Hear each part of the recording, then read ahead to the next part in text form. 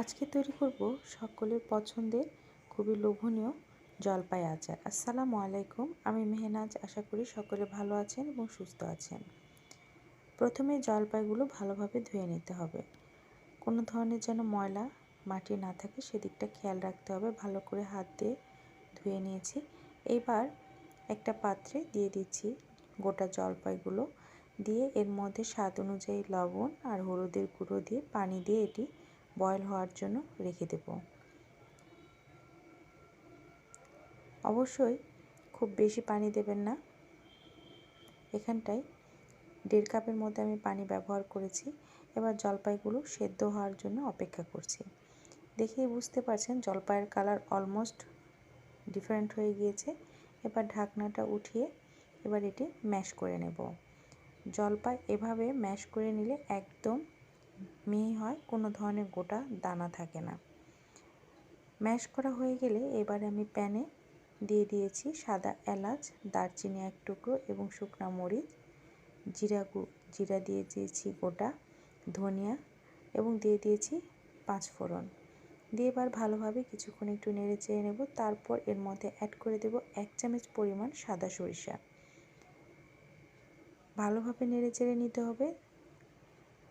মশলাটা এক সাইডে রেখে এবার আমি রসুন থেঁতো করে নিয়েছি। আর একটা পাত্রে সরিষার তেল পরিমাণ মতো দিয়ে এই রসুন থেঁতোটা এর মধ্যে দিয়ে দিচ্ছি।